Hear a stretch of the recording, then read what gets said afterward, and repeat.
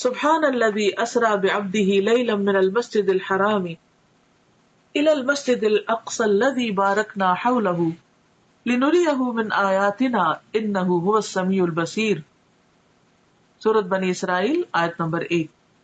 پاک ہے وہ ذات جو اپنے بندے کو ایک رات میں مسجد الحرام سے مسجد اقصی تک لے گیا، جس کے آس پاس ہم نے برکت رکھی ہے، یعنی اس علاقے میں اللہ نے برکتیں نازل کی ہیں تاکہ ہم اسے اپنی بعض نشانیاں دکھائیں۔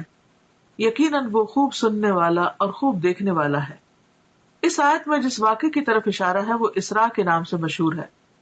اسراء کے لفظی معنی ہے رات کو سفر کرنا، رات کو چلنا۔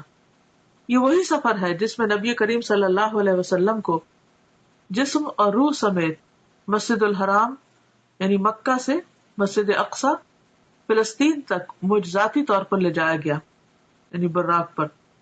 فرشتوں کی ہمنشینی کا یہ سفر اس زمانے کے حالات، اسباب سفر اور فاصلے کی طوالت کی وجہ سے انسانی عقل اور سمجھ سے بالا تر ہے، یعنی انسان نہیں سمجھ سکتا کہ ایک رات میں آپ اتنی تیزی سے وہ سفر کیسے کیے اور کس طرح آپ واپس بھی آ گئے۔ لیکن جیسا کہ اس آیت میں واضح کیا گیا ہے کہ پاک ہے وہ ذات، یعنی اللہ جو اپنے بندے کو لے گیا، یعنی اللہ تعالیٰ کے لیے کچھ بھی مشکل نہیں۔ جن چیزوں کو ہم ناممکن سمجھتے ہیں وہ اللہ کے ہاں ناممکن نہیں۔ تو جس ذات میں کمال قدرت ہو وہ سب کچھ کر سکتا ہے۔ اس حیرت انگیز اور ایمان افروز سفر کی تفاصیل بخاری اور مسلم سمیت احادیث کی دیگر کتب میں موجود ہیں۔ تو آئیے تھوڑا سا اس بارے میں دیکھ لیتے ہیں کہ آپ نے اللہ سبحانہ وتعالیٰ کی کون کون سی نشانیاں دیکھی، کیا کیا چیزیں مشاہدہ فرمائیں، اور ان میں ہمارے لیے کیا سبق ہے۔ آغاز سفر اور شق صدر۔ شق کہتے ہیں پھاڑنے کو، اور صدر کہتے ہیں سینے کو، اور شق صدر کا معنی ہے سینے کو کھولنا۔ اس کی تفصیل آگے ملے گی، ابھی اتنا ہی کافی۔ انس بن مالک رضی اللہ عنہ سے مروی ہے کہ معراج کی رات جب بیت اللہ سے نبی کریم صلی اللہ علیہ وسلم کو لے جایا گیا تو وحی آنے سے قبل آپ کے پاس 3 فرشتے آئے۔ اس وقت آپ مسجد الحرام میں سو رہے تھے۔ ان میں سے ایک نے پوچھا وہ کون ہے، یعنی آپ کی طرف اشارہ کر کے۔ دوسرے نے جواب دیا وہ ان میں سب سے بہتر ہیں۔ تیسرے نے کہا ان میں جو سب سے بہتر ہے انہیں لے لو۔ اس رات اتنا ہی واقعہ پیش آیا اور نبی صلی اللہ علیہ وسلم نے اس کے بعد انہیں نہیں دیکھا، یہاں تک کہ وہ دوسری رات آئے جبکہ آپ کا دل دیکھ رہا تھا اور آپ کی آنکھیں سو رہی تھیں، لیکن دل نہیں سو رہا تھا۔ تمام انبیاء کی نیند ایسی ہی ہوتی ہے، انہوں نے آپ سے کوئی بات نہ کی، یہاں تک کہ آپ کو اٹھا کر چاہے زمزم کے پاس لٹایا، چاہ کہتے کنویں کو، یعنی زمزم کے کنویں کے پاس۔ یہاں جبریل علیہ السلام نے اپنا کام سنبھالا اور سینہ مبارک گردن تک خود اپنے ہاتھ سے چاک کیا یعنی کاٹا، اور سینہ اور پیٹ کی تمام چیزیں نکال کر انہیں اپنے ہاتھ سے زمزم کے پانی سے دھویا۔ جب خوب دھو چکے تو آپ کے پاس سونے کا ایک تشت لایا گیا، تشت پلیٹ کو کہتے ہیں جیسے ٹرے وغیرہ۔ اس میں سونے کا ایک بڑا پیالہ تھا جو حکمت اور ایمان سے پر تھا، یعنی بھرا ہوا تھا۔ اس سے آپ کے سینے اور گلے کی رگوں کو پر کر دیا، یعنی بھر دیا، وہ حکمت اور ایمان انڈیل دیا سینے اور گلے کی رگوں کو۔ سینہ مبارک پھر سے سی دیا گیا، صحیح بخاری کتاب التوحید۔ اور بہت سے لوگ اس بات پر حیران ہوں گے اور پریشان بھی ہوں گے کہ یہ کیسے ممکن ہے کہ کسی کا سینہ چاک کر دیا جائے۔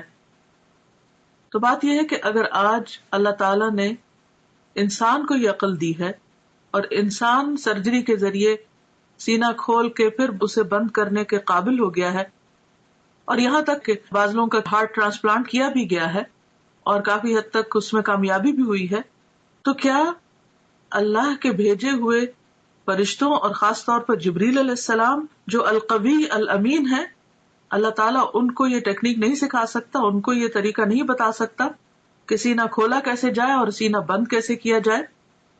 تو یہ بھی اللہ کی نشانیوں میں سے ایک نشانی ہے، اور ایسا علم ہمارے ایمان بالغیب کا ایک ٹیسٹ ہے بیسیکلی، کہ کیا ہم اس پر ایمان رکھتے ہیں۔ بعض اوقات قرآن مجید میں ایسی کوئی بات آتی ہے جیسے موسیٰ علیہ السلام کے معجزات کا ذکر ہے یا دیگر انبیاء کے، تو ہم یہ سوچ کر اس کو مان لیتے ہیں کہ یہ اللہ کا کلام ہے اور قرآن مجید میں کوئی شک نہیں اور یہ درست ہوگا. لیکن جب حدیث میں ہم ایسی کوئی بات پڑھتے ہیں تو بعض اوقات ہم شک میں پڑ جاتے ہیں. تو ہدایت کے لیے بے حد ضروری ہے کہ والذین یؤمنون بما انزل الیک وما انزل من قبلک، وہ لوگ جو ایمان لاتے ہیں اس چیز پر جو آپ کی طرف نازل کی گئی. یعنی صرف قرآن مجید ہی نہیں نازل کیا گیا، حکمت بھی نازل کی گئی. اور جیسا کہ اس حدیث سے تو واضح طور پہ پتہ چل رہا ہے کہ آپ کے سینے کو حکمت سے بھر دیا گیا. تو یہ کہاں سے آئی تھی حکمت؟ کہاں سے آیا تھا ایمان؟ کون لایا تھا؟ وہی لایا تھا جو دوسری وہی لاتے تھے، یعنی جبریل علیہ السلام. کہاں سے لائے تھے؟ اللہ سبحانہ و تعالیٰ کی طرف سے لائے تھے. اور پھر آپ کے اندر انڈیل دی گئی، ڈال دی گئی، اور اس سے آپ کا سینہ بھر دیا گیا. اب آپ سوچ رہے ہوں گے کہ حکمت اور ایمان تو ایبسٹریکٹ چیزیں ہیں، اور گلے کی رگیں جو ہے یا سینہ جو ہے یا دل جو ہے وہ دیکھنے کو مادی چیزیں ہیں، تو یہ کیسے ممکن ہوا؟ تو آپ دیکھیے کہ جیسے روح غیر مادی ہے اور ہمارا جسم مادی ہے.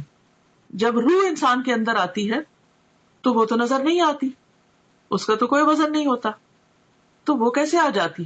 وہ کون ڈالتا ہے؟ وہ بھی تو اللہ تعالیٰ فرشتے کو بھیج کر روح ڈالتے ہیں نا.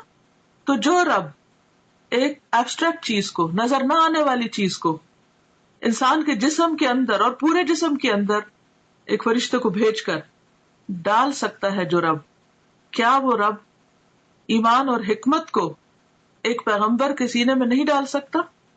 خواہ وہ مادی تھے یا نہیں تھے، وہ جس بھی حال میں تھے، ہمیں اس کا علم نہیں دیا گیا. ہمارا فرض بنتا ہے اس پر ایمان لانا، کیونکہ یہ ایمان بالغیب ہی کی ایک قسم ہے. تو یہ سفر کا آغاز تھا، یعنی آپ نے ابتدا میں کچھ نشانیاں دیکھی اور ان کو محسوس کیا، اور خواب میں آپ کو چیزیں دکھائی گئیں. اس کے بعد پھر کیا ہوا؟ مسجد الحرام سے مسجد اقصی تک اسراء کا واقعہ، اور اسراء عربی میں کہتے ہیں رات کے وقت سفر کرنے کو. اس کے بعد آپ کے پاس شراب، دودھ اور شہد کے برتن لائے گئے. آپ نے دودھ پسند فرمایا. جبریل علیہ السلام نے کہا آپ نے فطرت پائی، آپ کو ہدایت نصیب ہوئی، اور آپ کی امت کو بھی. یہ مسند احمد کی روایت کا حوالہ ہے. یہاں پر آپ دیکھیے کہ آپ صلی اللہ علیہ وسلم براق پر سفر کرتے ہیں، انبیاء کی امامت کرتے ہیں، اور پھر اس کے بعد آپ کی مہمانی کی جاتی اور 3 چیزیں پیش کی جاتی، اور تینوں میں سے آپ دودھ کو پسند کرتے ہیں. تو اس سے یہ پتہ چلتا ہے کہ انسان کے کھانے پینے کی جو چوائس ہوتی ہے وہ اس کی شخصیت کی عکاس ہوتی ہے. اب دنیا میں بھی اگر کوئی شراب کو پسند کرتا ہے تو اس کا مطلب یہ ہے کہ اس کی ایک خاص قسم کی پرسنالٹی. دودھ کو پسند کرنے والے شہد کو پسند کرنا، تو ہر انسان اپنے اپنے مزاج کے مطابق چیزوں کا انتخاب کرتا ہے. اور پھر بعض لوگوں کا انتخاب صرف ان کی اپنی ذات تک نہیں، ان کے خاندان اور پھر خاندان سے آگے بھی لوگوں کو متاثر کرتا ہے. تو خاص طور پر جو لوگ دین کا کام کرنے والے ہیں ان کے لیے بے حد ضروری ہے کہ وہ انبیاء کی سنت کو فالو کریں اپنے کھانے پینے کی چوائس میں بھی. مسجد اقصی سے آسمانوں کی طرف معراج.